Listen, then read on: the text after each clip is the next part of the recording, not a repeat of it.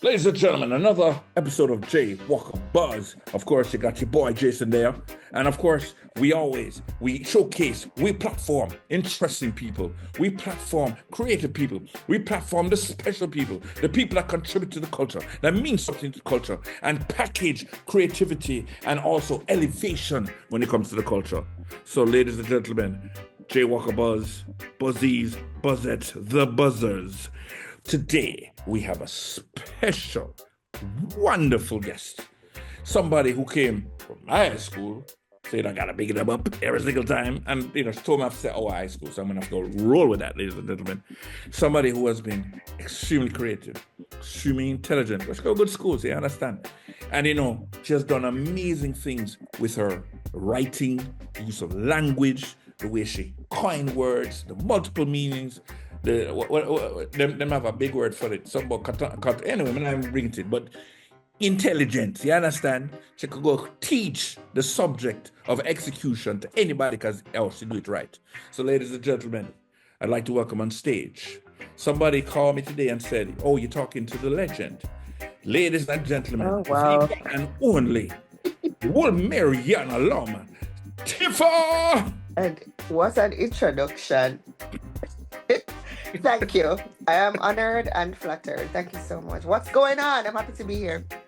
Well, we're happy that you are here because, as we said earlier, we are just absolutely moved by you. And as I said before, you being an old man, I paid attention to you. We both bleed maroon and gold, yes. Exactly. I know you kicked in the door and you waved in the 404 when you showed up. You understand? And trust me, me not lie. The only thing I would ever say, like that sounds like a complaint, is anyhow you were in the 90s? Thank you. I've heard that quite a few times from legends, like legendary producers, like, yo, you did in the 90s, you can DJ, you can, but it is what it is. And we did what we did with what we could do. So, yeah. And for those who don't know, because, this JWalkerBuzz, it goes all over the place, Senegal, Ghana, England, Canada, so on. For those who don't know, dancehall in the 90s, for whatever reason, was just a flurry of creativity and was just out there on a big level, turning everybody's heads, and just had an impact around the world that was unique. I think it is the top tier era. For me, I have not seen an era for me to top the 90s. Like, I wish I was an adult in the 90s. The music, the fashion, everything about the 90s was just top tier. The appreciation of everything dancehall. And it was the people that drove the dancehall. Not labels, not agendas, a little bit of the money, but in general, people. Mm-hmm. Yes. So now that, this is a good segue into talking about you and your beginnings. We already know hit maker, we already know influencer, we already know, you're doing business things as well. Excellent. In the 90s, what's going on with Tifa? And what is she seeing? I was in school. But what are you seeing though, especially in, like, you're looking at dancehall? You're not an adult, but what do you see? I'm seeing, well, most people don't know, but my mom used to go to the parties all the time. So my mom was a dancehall girl. She lived in Canada, but she went to the dances. Like, if you watch the old dancehall tapes, you would see her there. So I was just, I was just in awe with the fashion, with watching her and my aunties getting dressed. You know what I mean? Seeing them go out, it was like a big thing for us. And when they went out and they left our older cousins to watch us, like, we would go in their closets and dress up in them fashion. And we just loved everything about the 90s. Like, loved it. And then my stepdad, he was a producer. Well, he still is a producer. He's the one that broke Lady Saw. He's Diamond Rush Records. So I had like a front row seat to all of this going on. You know what I mean? So it was just a really fun time. I remember one of the most vivid memories is Patra. And that was when I genuinely fell in love with dancehall, with the Wakaman video, and I just thought she was so pretty with the eye sculpture. Yeah. Exactly. And I just after that I just wanted braids. Because I thought she was just so pretty and badass. You know what I mean? Right. So, I mean, the 90s for me, just soaking it up. Like, I remember just waiting, because at that time, on a Saturday, the video programs would come on. So I would just wait and sit for the videos to come, and like I just love everything about the 90s. Yeah.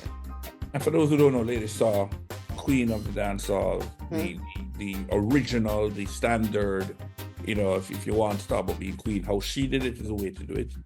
And then of course Patra is the one that broke a lot of international doors. International, yeah. It was her and Diana King at the time that were at the front. Yeah.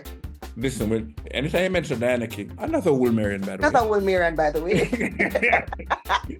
And by the way, I already have 3 Wilmerians on this channel. I've had Sean, Wayne, and Shelly and Fraser Price. Oh, nice. You make number 4. I need to get Diana King to make number 5. That being said, just for those who don't know, a lot of the hits, R&B hits that you love, Celine Dion and so on, Diana King wrote those hits. Not to mention, she had the Shy Guy hit on her own. Yeah, so next level, you know, Wilma's produces next level people. For me, even if I don't get to sing the song, I want to actually write the song. That to me, that is the standard. That's where that's where I've always aspired to get, like Patra, Diana King level. That's what I've always aspired to do and be. Well, you're clearly doing it. Like, I mean, the writing style is... hopefully. So, all right. So, well, clearly your mom was a huge influence, and your pops.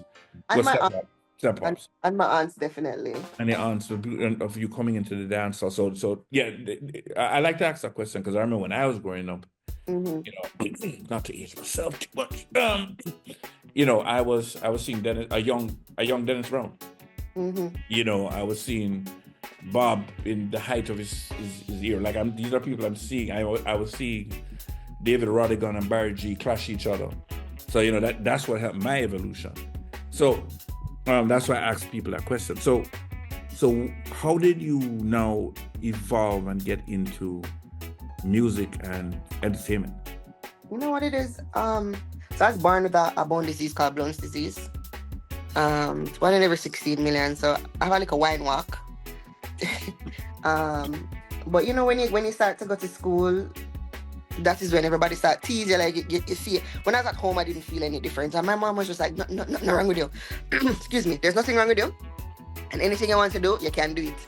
So if I wanted to sing, she'd enroll me in a choir. If I wanted to dance, she'd enroll me in a dance troupe. If like Wilma's dance troupe, if I wanted to act, she'd put me in acting lessons. And literally, that's what I did.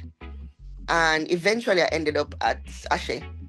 Ashe, wow. Yeah. So most people don't know, I was at Ashe for like probably 8 years, like all of my adolescents from like 10 to 18. And I toured Jamaica, the Caribbean, the US with them extensively.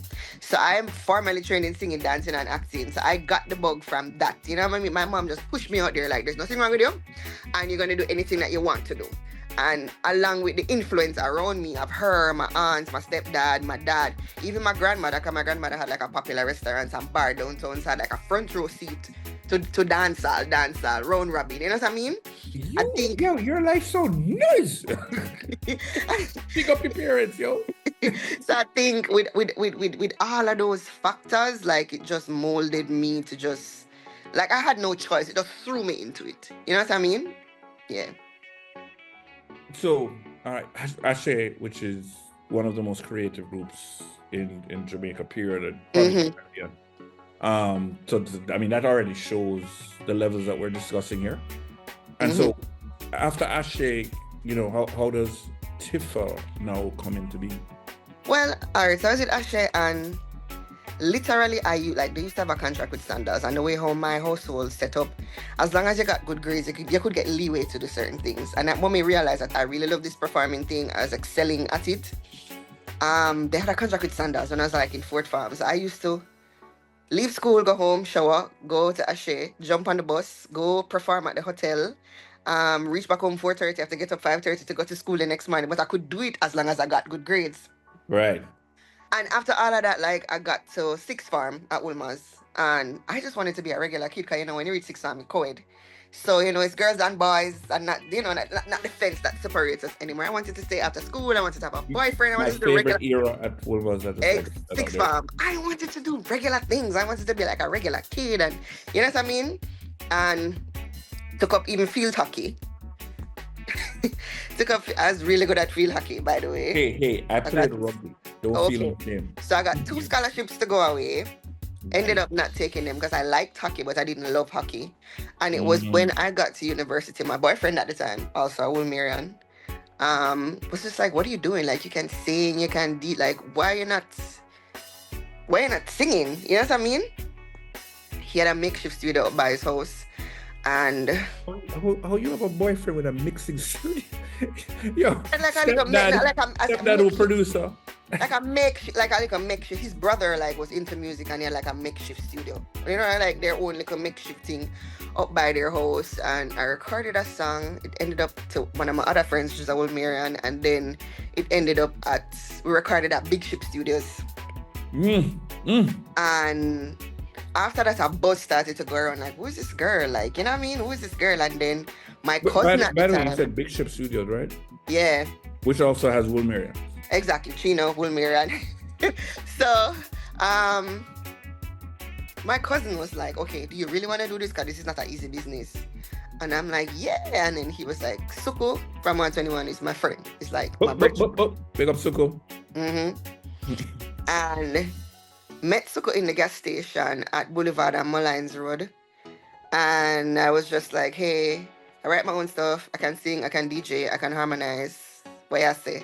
And he was just like, FST? And I was just like, I'm here about the business.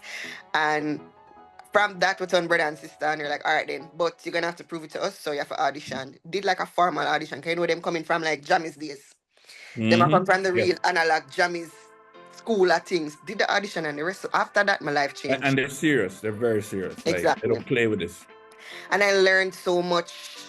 I'm still learning from them up to this day because we're still linked and everything. I learned so much from them in terms of mixing, in terms of your finish, in terms of, you know, they polished me, so to speak. Like, nobody couldn't come to me and be like, oh, here. I'm like, yo, that no mix. You know what I mean? I know it's supposed to sound like. So the engineering side of it, the production side of it, they like polished Tifa. You know what I mean? So right. The rest is history. After that, Cranny Gal, bottom of the barrel, spell it out, like, and so it progressed. So all right. First hit, and what was happening in reaction to that? Like, friends saying, yo, we hear something on the radio. We're like what was weird? It's a series of songs that happened. At the time, remember, Hype TV and RETV was the thing. Remember, that was them 2 things was the thing. And I had done a song called Kitty Police. And TJ's rhythm at the time, my father had. And I said them, no. So Kitty Police was like an underground thing, but they loved it because I was like Catwoman and I was jumping off the roof. So it was viral. It wasn't like a hit. So you and Wayne Marshall with these creative ideas that you have with you. So that happened, and then afterwards came Cranny Gal. When Cranny Gal came, it somewhat solidified me. That became like a dancehall girl anthem. Right. Did have some negatives because girl used to fight the Cranny Gal in the dancehall, but then like rock buckle in her face and walk out. I remember girls used to walk out in the video light that time. Cranny Gal. Just a PSA. The dance hall is not always violent. No, it's not. It's not. You know, once in a while you might have the odd unbehaving person. Exactly. The wonderful experience. Yeah, but not yet. It's usually fun and safe. And then I did bottom of the barrel, and then that added another notch on it.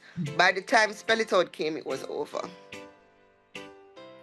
By the time Spell It Out came, it opened up new doors because they were like, okay, this is like I'm literally spelling the entire song, and they're like, okay, but then she's intelligent. And then they start to listen to my interviews, and then they're like, okay, but then we can put her in a dance hall, but we can't put her to speak. She can go in a school. You know what I mean? So that opened up a whole nother can of worms in terms of corporate and just the big boss for Tifa. Now, was there any, because you got into corporate really quick, when you look at the evolution of the normal Jamaican artist career. What was the reaction like amongst your fellow artists? And then, of course, what did that look like when you were interacting with corporate Jamaica? And the reason I ask this question is uptown and downtown is a real thing in Jamaica. You know what's uptown culture versus downtown culture is a real thing. How did that work? I did get a lot of flack just for being me. Because remember, I had some odds against. Remember, at the time, a lot of dancehall artists never looked like me. It was just probably like Cecile, you know what I mean, at the time. 1, 2, I have a degree. This is a dancehall artist with a degree. Like, at the time, it's unheard of. Like, I have a Kingston 8 address by this time. So they're like, oh, she's uptown.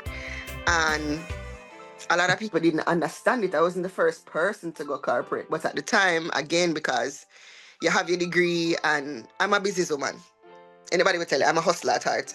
And I realized that at the time, a lot of the people that used to keep the shows, like the money man them or the, people that used to deal in illegal activities, them did go to jail. And corporate was the way to go. It was these corporate companies that were sponsoring the events now. And I'm like, okay, let me see how I can use this best to my advantage. You know what I mean? Right. A lot of people told me you should write for people. You're not going to make it. You don't dress naked. You don't. And I was just like, you know what? I'm going to do this on my own terms. And I realized that, yes, these corporate companies that are sponsoring these events. So when they approached me initially, they approached me from the standpoint of being a model. Everybody told me I was crazy. Don't do it. Them have money. Digital have money. Make them pay you. And I was just like, but I can't pay for those billboards. I can't pay for those radio spots. This early in my career, I can't pay for all of those newspaper articles, like all of this promotion. That's free promotion for me. Facts. So if I take this and push the music along with going on a roadshow that was going to the 14 parishes, I'm like, okay, the little man or the little girl that never know what Tifa look like or sound like in Portland can actually put a face to Tifa and hear her music. So all of those factors now, I say, all right, I'm going to just use this and pimp the game and bust the right way.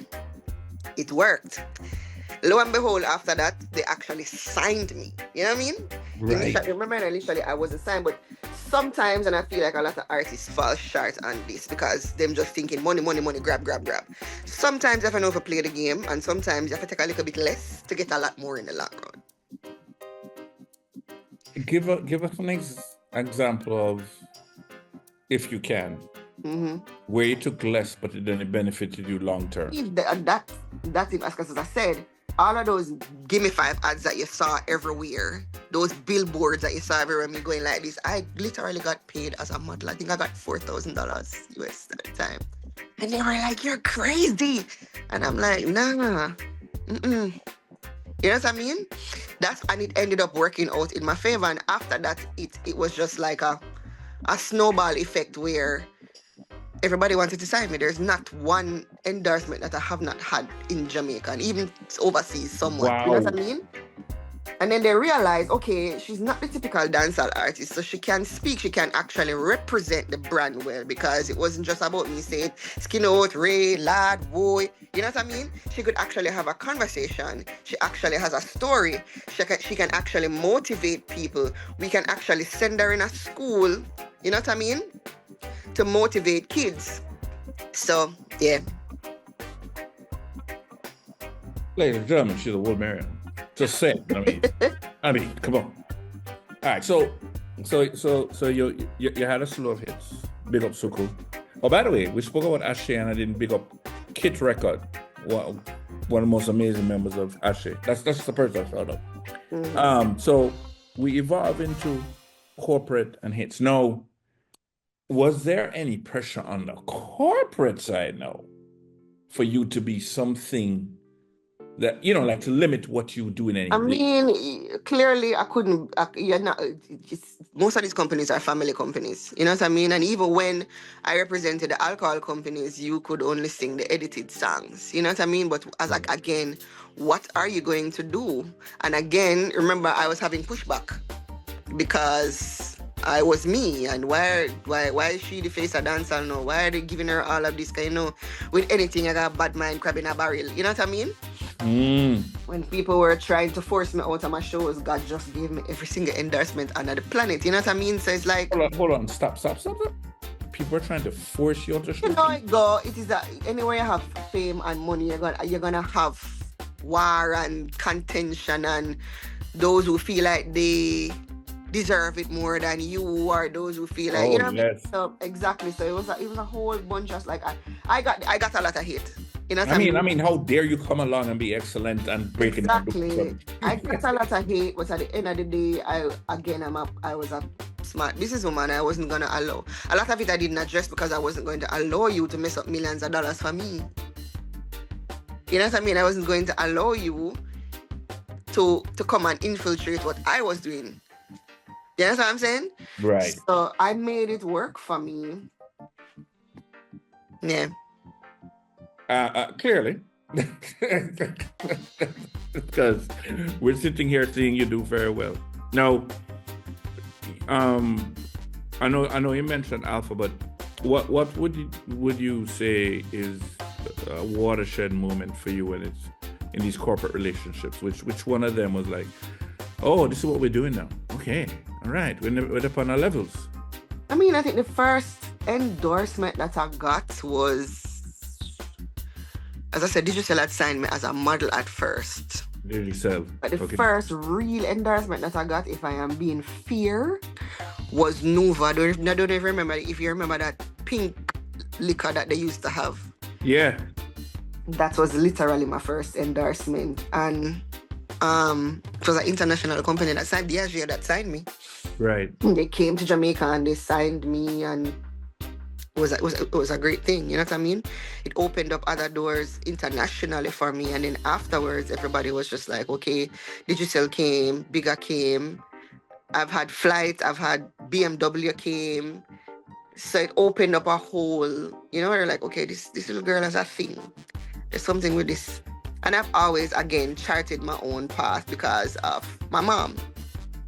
You know what I mean? That push that she's giving me. Okay, so this is not working out. All right, what's plan B? What's plan C? What's plan D? Okay, how can we work this deal? How can we work this for it to benefit us? And even that Nova deal, again, there were other persons that were signed to the brand, but again, I was a smart businesswoman. Okay, can I have this amount of money? No, okay, all right then. So again, this is taking a little bit less to get a lot more.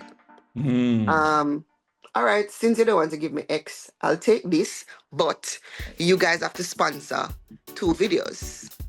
Right. At least 2 videos. And in sponsoring those 2 videos, you have to pay for whatever. You will get 30 seconds of, you know, your brand, your product. Brand placement.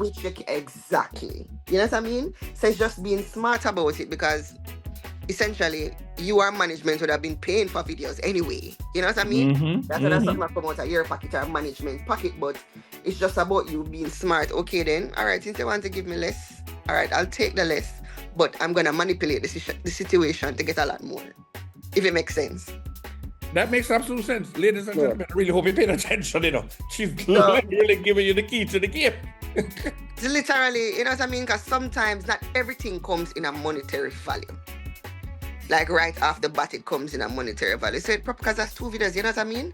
And of course, because their brand is in the product, they're going to want to go all out. They're going to want to spend the budget, because they're going, especially now, they're going to have views for it, because it's all about social media. People see things before they even hear things now. You know what I mean?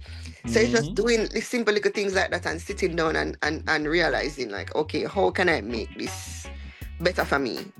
Mind you, you're not going to undervalue yourself. But there are ways you can manipulate the situation to make it, you know, good for you. All right. We went straight into career and the business. Before we go any further, what are Tifa's hobbies? I love the beach. I love swimming at the beach. The beach is, I don't have a favorite anything but the beach. I am literally a dryland mermaid. Like, I love going there when I need answers to questions. Like, that's my thing. I love traveling.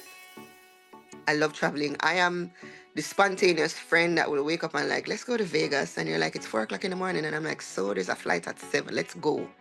Like, I'm that person. Like, I love to make happy memories. I love to, you know, do new things, try new things, jump off of buildings. Like, that's me. That's the... Wait. I've not bungeed yet. Well, not bungeed off a building, but I have... Wait, so you have bungeed, just not off a building? Like, yeah, you know, like when you go to the theme park and you have the bungee thingy where you jump. Yeah, I've done it before. Like, I'm that friend that's gonna jump off the high parts of a Rick's Cafe. I'm not gonna chicken out and do the bottom. Like, I am that friend. But I really can't say nothing because I've actually done that. Okay. But I love cooking. I love, and I love, it's not someone, I mean, I wouldn't even call it a hobby, but I love a good business deal. I love a good, anything that we can flip. And I like that's how my brain works. Like, what's the next hustle? Okay, what we're gonna do? Like, those are the things that trigger me and excite me.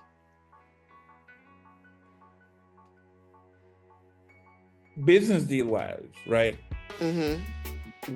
What would you say has been your most, shall we say, well put together business deal, and why? I can't talk about that on the air. All right. Okay. What? Okay, let me ask this. Mm-hmm. What are some of the things that you look out for in a business deal? I think I pretty much said it. You know what I mean? Sometimes it's not what's on the surface level, but what you can achieve in the long run, or what you can achieve or you can't. As I said, sometimes it's not about the money up front, but what you can get in the long run, or what can be beneficial to you other than the money. You know what I mean? Because money ends, money can be finished, money can, but what are you gonna gain from it outside of the money? You know what I mean? It can be relationships. People don't even understand the power of just having good relationships with people, maintaining and how far that can carry you. You know what I mean? All right, now getting back to the career. Mm-hmm. Already you've had a decent sized run in terms of time period. Respect is due. Like, there are people who have not been able to hold even the length that you have held. That's true. Tell me some of the quote unquote longevity tips that have helped to keep you going, help you stay relevant. You know what it is? I am an observer. And I observe that the people that are real either die young or last long. Most of these artists that are real, that are them too real and them couldn't take it, or them couldn't deal with it, or them exit whether by other means, or they were taken out, or them actually last long. Like they are like the Luther Vandrosses, the Mary J. Black, like when they were singing from a real place, when they were emoting from a real place, because people recognize real. You know what I mean? And not just, you're gonna need somebody like a bubblegum, like people recognize real. And I think the fact that I'm a Sagittarius, so I'm a wild, crazy, bounce off the wall person, and I am always ever evolving anyway. But I think authenticity, people gravitate to that. People like to know that, okay, then I can identify with this. Anybody with them can identify with the last long. You know what I mean? When Woodrow was singing about untold stories, even up to this day, it still sounds like a new song because you could identify with what he was actually singing in that song. Life is not only about Ray, Lord, whoa, cock up. You know what I mean? So I feel like that is what has made me last so long. And then having, a good business savvy and being able to pivot and evolve with the times is why I'm, my name's still in the mix a little bit. Oh, it's not little bit. It's very much there. And by the way, Untold Stories is my favorite Buju. Buju was not pleased with me for some reason that was the one, but too bad. That's my favorite Buju. I think that is probably his most prolific, yeah. Yeah, agreed. Speaking of songs that are impactful, I know these are all your babies, all these songs, but give me a couple of your babies that have had such a deep core meaning to you.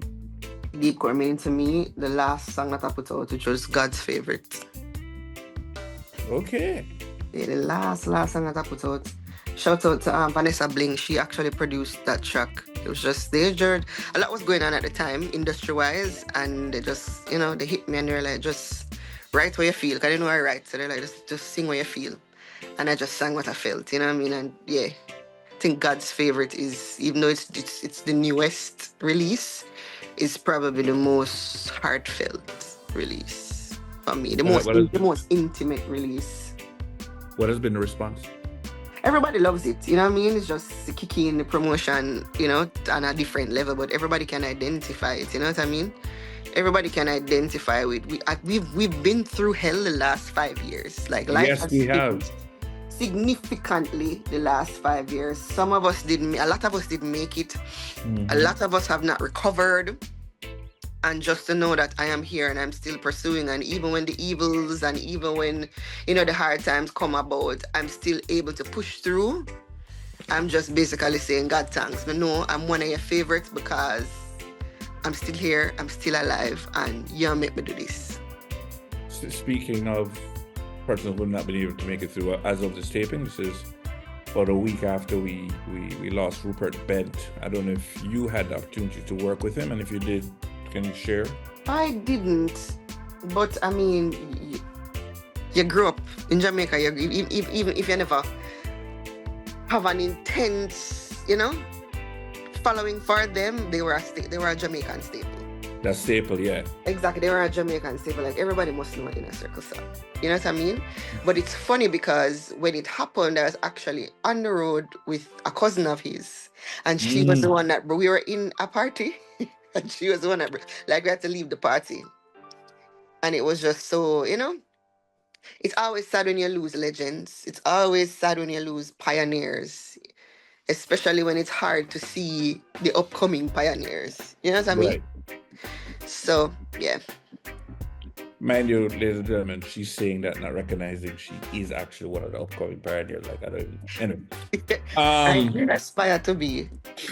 Whether you aspire to be or not, like, what your intelligence and your love for business makes you that. It is what it is. I was going to say to you, so you mentioned the past 4 or 5 years. Big part of the past 5 years is COVID. How did you handle that period? You know what's odd, and I probably shouldn't be saying this right now because it looks like we're going into another pandemic, but I actually liked COVID.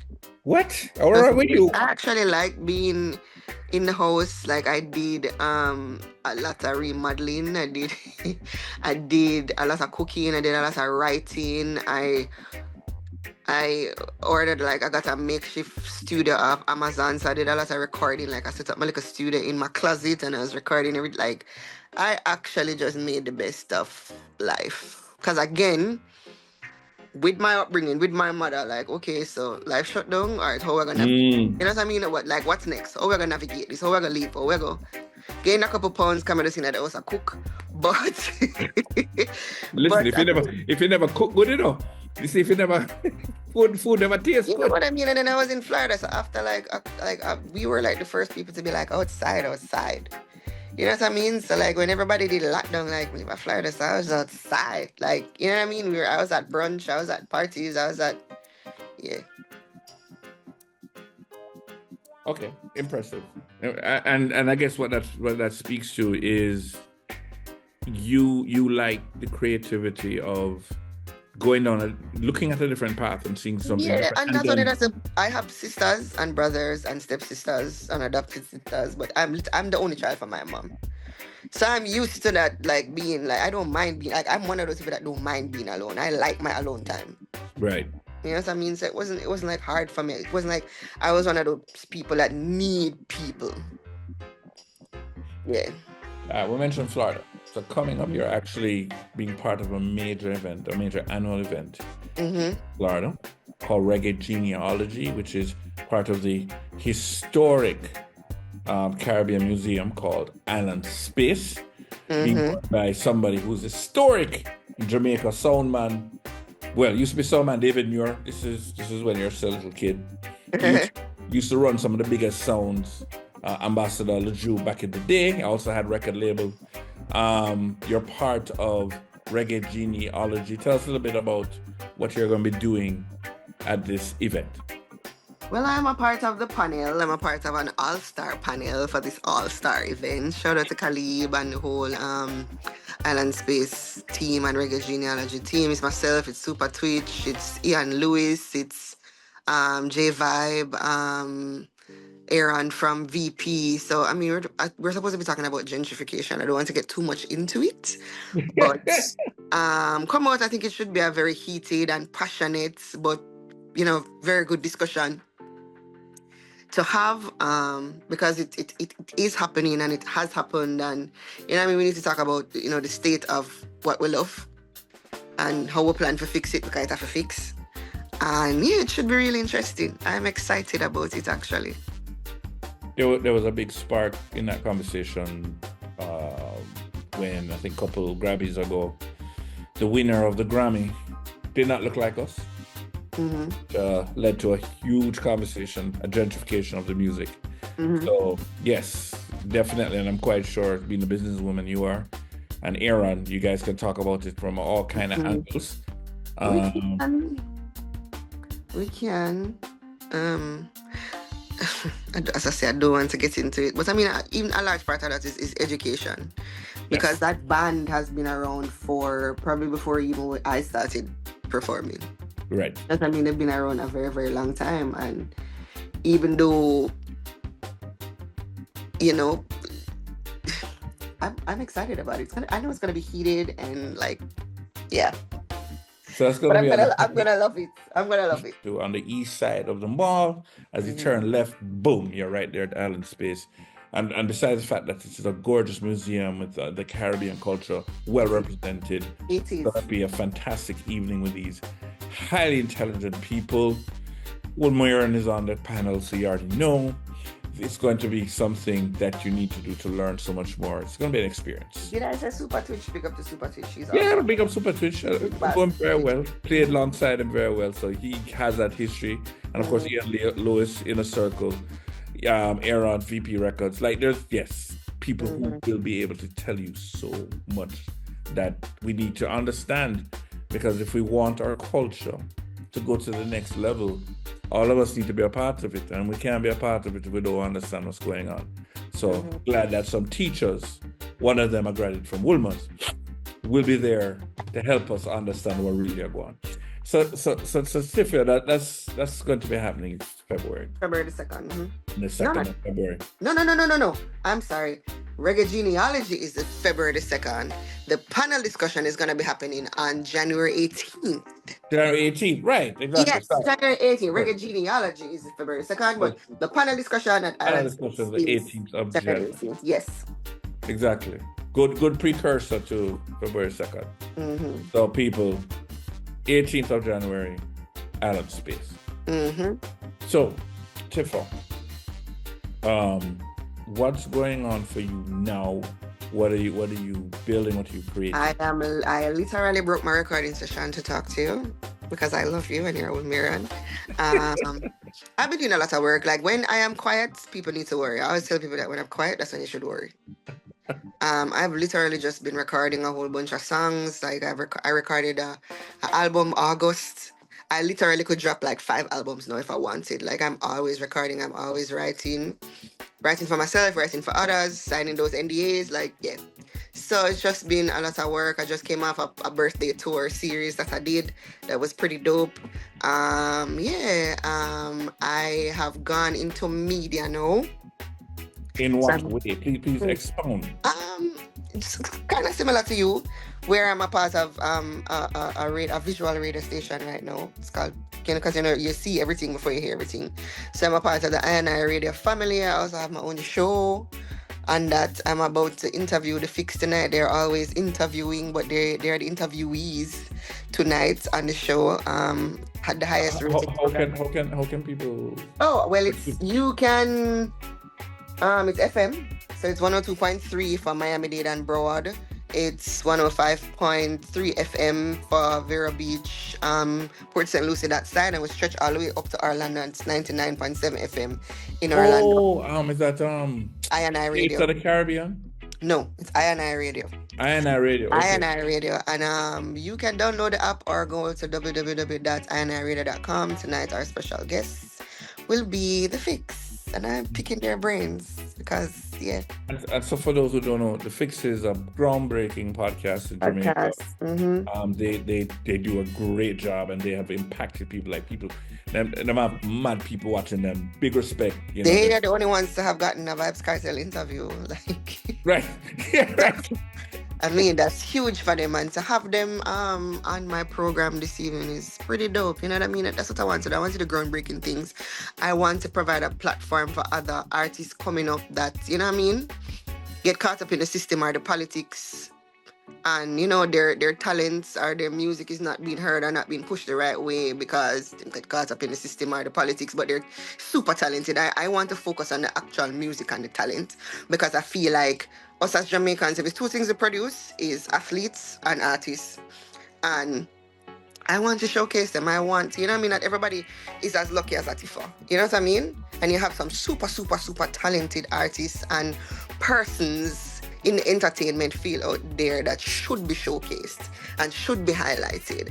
And if I can help one, just like how Ward 21 is stretch out them and help me, I know that I have contributed to the culture. So I love what you just, everything you just said a while ago, except of Tifa being lucky. I want people to understand the word luck is actually when opportunity meets preparation. Well, little luck, you know, little blessing, little luck, you know, it's like a melting pot. Tifa is quote unquote lucky. She's definitely blessed. As she, you know, God's favorite. But, you know, she's lucky, and I use quotations because people confuse it because of the preparation that she does. Because all those opportunities could have come along. If she wasn't ready, guess what? It wouldn't have manifested. Boom. So I say to you, you know, you just said something interesting, and you're right. Jamaica is known for producing athletes and singers. Mm-hmm. You have an opportunity to be part of that generation that also produces the business people and the brand ambassadors that take this thing to a different direction. Because this is the world that we're in. The everyday person having the opportunity to take influence into business, which is what you have done. Exactly. You're able to help these coming up to take that to the other side. It would be, you know what, I just realized something. I think it would be safe to say, I mean, I wasn't the first, but I was probably the original influencer before influencer was a term. Facts. Mm-hmm. Facts. And here's the crazy thing. You weren't even trying to do it. You're just doing it. I was just doing it. All right, Tifa. So we have a bunch of music that's in the vault. So we have to sit down and wait. And you're doing some right now. You gonna give us an idea of what you're doing right now? No. Go away. You gotta wait and see. A lot of our viewers are in Senegal and Ghana and so on, and I'm always asking if any more Jamaicans coming out on the Afrobeat side or anything. So it's funny you brought up Ghana, and it's funny, I've had songs with Shatta Wale, I've had songs with Stone Boy. They're like the two big, you know, man, them in Ghana. So I mean, it's all, as I said, you just want to pick my brain to find out what's coming, and you just have to wait. Yeah. Look here, you must have been using your intelligence on me to figure out why I'm asking these questions in the truck. Sir, my major is in psychology. Oh Lord, it's not gonna work. Okay.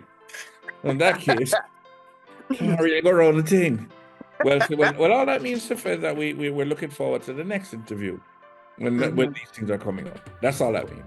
Definitely, we'll definitely keep in touch, and I'll definitely keep you in the loop. And of course, we'll bleed maroon and gold, so it is a maroon and gold. All right, so listen, we're going to the lightning round now. So we have a couple questions. All right. Mm-hmm.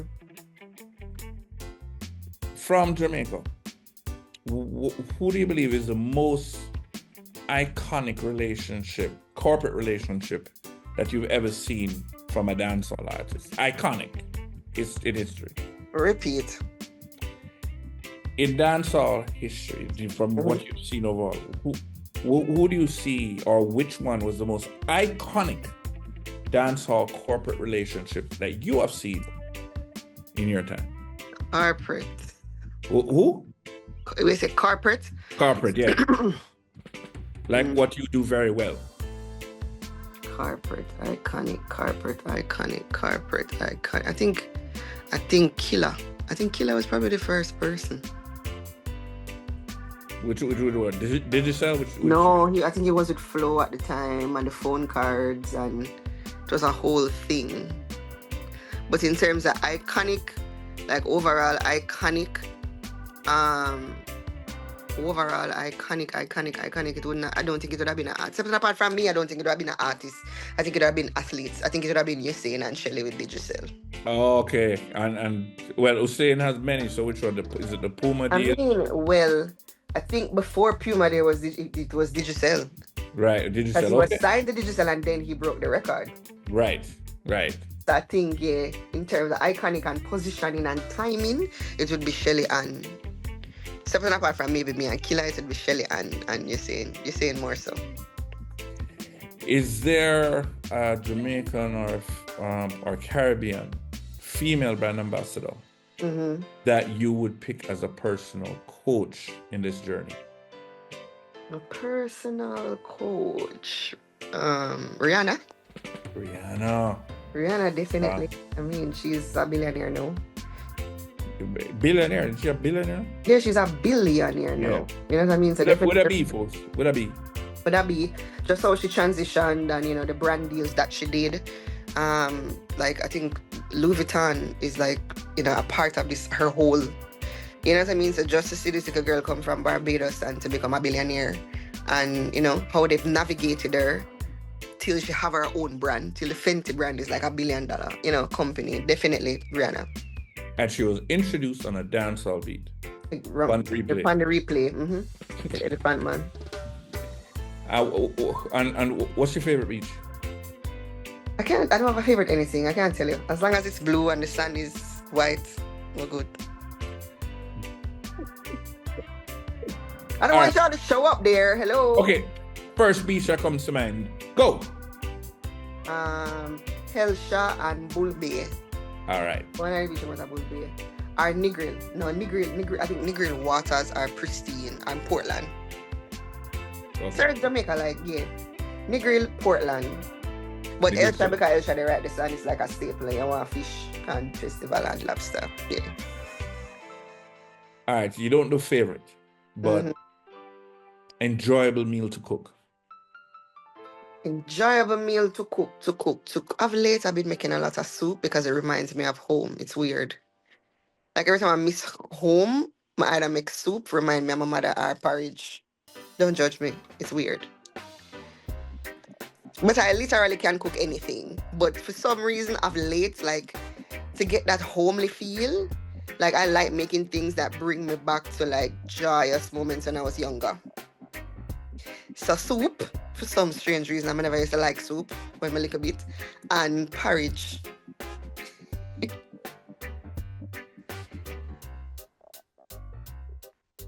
I can't hear you. I think you're muted. Shh, don't tell about it. Embarrassing. Okay. All right, I'm going to go through now the questions from some of your fans and so on. All right, so right off the bat. Oh, no, there's one last question. Halftime performance, World Cup or Olympic Games? Halftime performance, World Cup or Olympic Games? Probably Olympic Games. Olympic over the World Cup. Okay. Halftime performance? Yes. Probably Olympic Games. Yeah. That's it. You're the first one. I've asked all these artists. First one. Everybody's a World Cup. Okay. I remember as a kid, for some reason, Atlanta Games always stands out in my mind. 96 Atlanta Games. Yeah, as I was a child.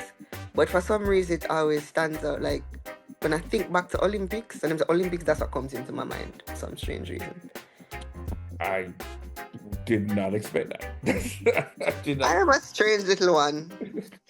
No, well, I mean, I'm from Atlanta, so like, I was here during those games.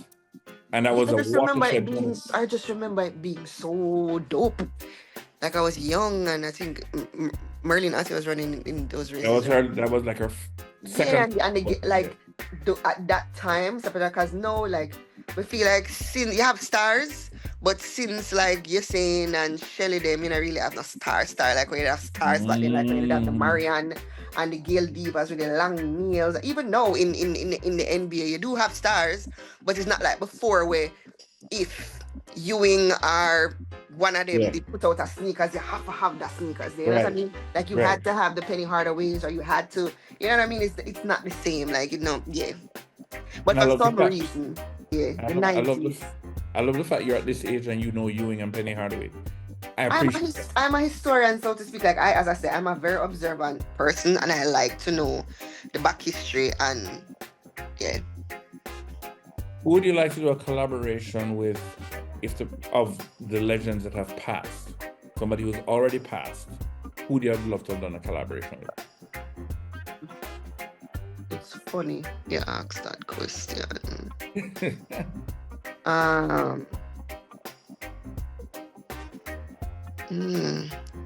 I think Gregory Isaacs. I think John. Oh, nice. I think John Holt. I think yeah, those two. Excellent. I mean, I could say Bob Marley. I could say, you know what I mean. But I'm just thinking about who I would mesh well with. You know what I mean? Exactly. Cool Rule and Night Nurse. But could I see me a flip that? You know what I mean? Yeah. I could see it. Yeah, never think about who I really are gonna mesh with, and not just because they're iconic. Right. You know what I mean? Yeah. So Carol, go ahead. What else on the R&B side? We'll pass. Let's move on. There's probably more, but let's move on. So Carol Bedford, who is a long-standing legend in sports business. Shout out to her. She asks, first of all, she says you are a favorite. I love her. And she's a Sagittarius. When is the tour in 2025? The tour, I start touring in March, I think. I start touring in March. There's something that's supposed to happen in Europe. But I'm going to be pretty busy. I'm just enjoying my January because life is going to get pretty hectic with all of these things that I'm doing right now. Yeah. You said Europe. Is there going to be a US tour? I mean, I'm always performing in the US, you know what I mean? So always. But clearly, if an album is coming, then do the math. Yeah. Cheryl Hansen Simpson, a Campanite. So, what was the reason for the long break? The reason for the long break, there's a lot of shuffle ups and shake ups happening in the music at the time. There's a lot of selfish people who had agendas. There were people that felt like, oh, she's sitting on a corporate empire, we need to kick her off because it's our time. Some of that money now. And it was just a whole heap of negatives that were happening, and I just didn't feel comfortable anymore. They took the fun and love out of it for me.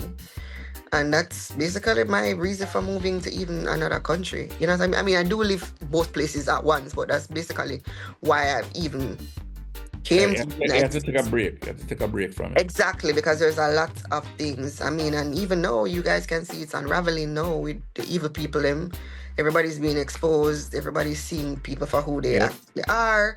So that's this. And I really didn't take I really didn't take a break in that year when everybody said, "Oh, I was done." I released a song. I released one song per month for that entire year, just to prove a point. You know what I mean? Like, hey, they're not. There's an agenda happening right now, but God a God and life, and we're still here. I love how strategic you're with that. I love that. What was your motivation for being a big part of the 2010s dancehall era? That comes from Gabrielle Notice. It's not necessarily motivated. I just really wanted to do this. Like, I've always been performing and I just really wanted to do this. And I wanted to show people that dancehall never looked or sounded one way. I'm Jamaican and I love my culture, and it never had to be about real hard voice skin out. There's so much more. Like, I could have spelled it out also. You know what I mean? I could have talked about different topics, and because life is life, and you know, we imitate life. Our art imitates life, and I just wanted to emote things that other people saw and felt, and show people that, hey, yeah, this is the culture, but other things are going in the culture too. All right. This next question is from Michelle Knight. Speaking of Gregory Isaacs, she worked with Gregory Isaacs. She worked with Gregory Isaacs and Grace Jones. Some of that kind of Ooh, her too. Well, she not pass on, but yeah, I love Greg. Michelle Knight is saying, many young women look up to you. What do you want them to know about your journey? What I want them to know about my journey is that it's not an easy one, but if you believe in yourself and you believe in your talent and you believe in what you're doing, it can happen. It's not going to always be easy, but always know every lock of a key and every tie can pull. You just have to figure it out. And sometimes life requires you, when they shut the door in your face, for you to actually fly over the building. Wait, repeat that. Repeat that again. Repeat that one again. Come again. I said, sometimes when they shut the door in your face, life just requires you to fly over the building. Like you. I love that. You know what I mean? That is a mantra. And work with who work with you. You know what I mean? Don't nuff up because this is a popular producer, this is a popular thing to happen right now. You feel like that is where you need to go. No, because eventually what's popular fades. You know what I mean? Work with who work with you. You know, that's the story of another woman. Sean Paul wasn't getting too much work from other people. And then there's this guy, Jeremy Harding, who was not the popular producer at the time. And look at what happened. From Leanne Fairweather, who's a podcaster in Atlanta herself, longtime journalist. What is your take on artificial intelligence? And what's your ideology for love? I don't know how this connected. Artificial intelligence, I don't like it. Of course, it makes certain things easier in terms of ChatGPT, etc. But I don't really like it. I just think it make the people them lazy, and it's a cheat code. It's a cheat code, and I'm not really like. I'm not like, you know what I mean. And what's this about love? Your ideology. I don't really have any ideology on love per se. Just love one who loves you and be a mirror. It sounds like she's trying to find out what's going on with you. I mean, give what you get, basically. Give what you get. Well, listen, I know you're in the middle of production. So and I gotta leave you soon. So I'm gonna just wrap this up. Listen, Tifa, thank you very much for spending time. Tifa, thanks for having me. It was fun. I love these interviews. I want to say thank you for all that you do. Seriously, like, thank you. I think it's necessary the way you've approached your career, because it reflects what's existing in the environment. And if we're going to survive in this new culture, how you're doing it is what we need to learn from. So yeah, big respects, trust me. Thank you. Well, ladies and gentlemen, it's another episode of JWalkerBuzz. I got to say big respect to the diva, the businesswoman, the trailblazer pioneer. She don't want to take it. That's who she is, who is doing it right. And as she said, God's favorite, quite clearly. Thanks. Amen. And we're going to check her out on the panel on the 18th of January at Island Space. Ladies and gentlemen, it's another episode of JWalkerBuzz. So fun. Mwah. Love you. Bye-bye.